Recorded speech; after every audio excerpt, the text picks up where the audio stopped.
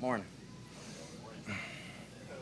Todd was out the second day today. Is he dealing with anything in particular? Is it being rested? There's a few guys that tweaked their hamstring, and we're just being cautious and holding out for a little bit. Coach, there are reports that Walker suffered a torn ACL and he's out for the season. Just your thoughts on losing him? Oh, that's correct. He was making a big impact early. Obviously, we were counting on him to do a lot of things, but we got other guys that have to step up. And I told him he has to look at this as a redshirt year, and it's unfortunate. Didn't look like it was too much on film, but it ended up being that. Coach, how do you think the team handled its first day out there in pads? I thought mentally they were fine. They came to practice. I thought they finished great. We got to execute better. Mentally they handled it fine. The competition was great. We just got to execute better in pads. How do you think? Obviously, it's hot here in July, but to see record temperatures here in Tampa, it seems like the guys have handled it well. Is there anything you've done to tweak the schedule or lessen the impact of that? No, I think they had a good off season. A lot of those guys came in and worked out in the heat, and they were really prepared for what's coming this summer, and they understand it and they expect it, and they came in ready for it. Coach, how much is Baker was off today? Was that just hard gripping the ball in this humidity and heat being a real issue? It's a little bit of both between the route combinations and being on the same page, and a little bit up front with the offensive line, getting on the same page and just continuing to build chemistry. Coach, you mentioned yesterday you were impressed with Kendall Bildor and his skill set. Talk a little bit more about what he brings to the secondary. He takes very little reps. He takes great notes. He understands it one time when you tell him. He can play either side. He can play nickel. He'll be valuable on teams, hopefully. To have a guy that's a jack of all trades and do that, it's important for him trying to make the team. And he does a lot of those things. He does everything right. You don't ever notice him making a big splash, but when you look up, he's always in the right place, and that's important. Coach, another guy with that versatility is Christian Izzy and made a couple plays out here today. Just how valuable is he to your defense? Izzy's valuable. He's going to be here. I could say he made the team. I could tell you he made the team. He does so many things well for us, and he's a football player. He comes to practice. He comes to play. You see the same guy every day, and he just loves to play, and the guys love him, so he's been great for the defense. Still blow your mind that, literally in the middle of a game last year, he had to line up an outside corner, something he hadn't done since probably high school. Actually, that's what he said, high school. Just for a guy to step in in some really adverse moments and make so many contributions. It was impressive that he didn't flinch when he did it. I'm sure there was some technique things he can work on, but he didn't flinch when he did it. It's like whatever you need, coach, and he went in and he made some plays.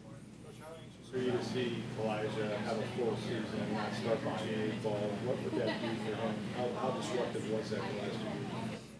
It'd be great for him to start the season and not miss any time. The past 2 years, I think he missed 5 games apiece and still came back and played.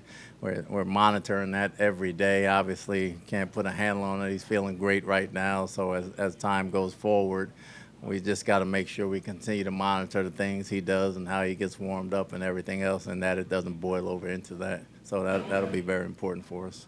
Todd, Sua Opeta is coming back from a major surgery, but to see him in street post still, do you know how far away he is from being able to start practicing? Well, he's had some setbacks, so that's kind of set him back some. So I don't know how far away he is from practicing, and he had some setbacks along the way. Coach, first impression is I know it's day one in pads of Charlie Heck, how he handled pass protection today. He was competitive. Charlie, he's competitive. He has very good feet. Technique's going to take some time to get down in pads. He has some good one-on-one reps. Be interested to go back and see the tape and see how he played with the team drills. How did Hassan Reddick look to you today on first day of pads? He looked great. I mean, he's quick, he's fast, he's very smart. He gets it. He's in great shape right now, and he's in a good place. Coach, you had an injury, a quarterback, or whatever you're dealing with. And Trask had another rough day today. I know it's just short-term pads today, but it's just practice. Do you feel like you need a veteran quarterback in here to get a little deeper at the position? We've been talking about bringing in another arm. It's just bringing in the right version of that arm that we want to bring in, and it's been talked about whether it was off days or no off days, whether it was Baker, Trask, or whoever, it didn't matter. With Pratt down, we feel like we probably need another arm, and so we're working on that. Is it an arm or is it a veteran arm? We'll see. You look big picture so early. What are the checkpoints? How do you evaluate where you guys are before you get the preseason games?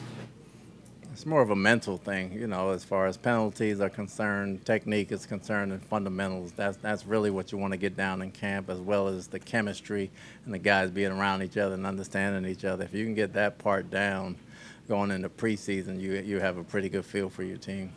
Coach, you have a night practice schedule. Aside from maybe getting them out of intense heat, what benefits from going to the stadium?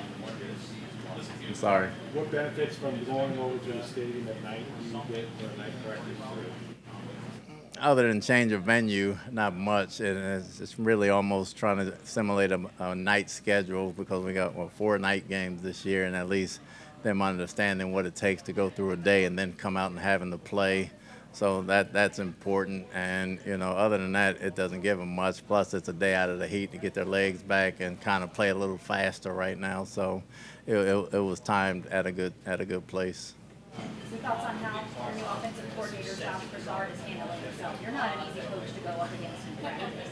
He's handling himself great. I mean, he's doing an excellent job. They talk and they figure things out. It's different in practice every day for the offense and defense. The offensive installs are different from the defensive installs, and some things they have don't fit the defense right away, and some things the defense have doesn't fit the offense right away. It's important that we're not game planning, that they don't panic and continue on the path they're on to get the things in that they need to get in, and he's doing a good job at that. With Walker going down, are you still content with the depth at that position? I thought we had a lot of depth with Walker, and there's still some spots to be had. I think we still have a lot of depth. I mean, obviously you got Yaya, you got Nelson, you got Braswell, and you got Hassan, and you still got Watts, and you got Jose, and you got a bunch of guys still fighting for that spot. So we still feel like we have some depth there. What have you seen from Emeka was a really good player when you drafted him. Emeka was a really good player when you drafted him. What have you seen out here that maybe you've learned about him since he's actually been in camp?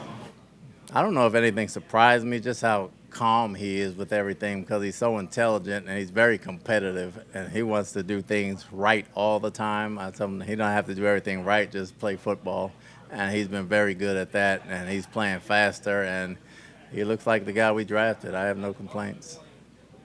Chris Braswell, you were telling us during OTAs you want to see improvements in some areas, but what have you seen in the beginning of training camp from him?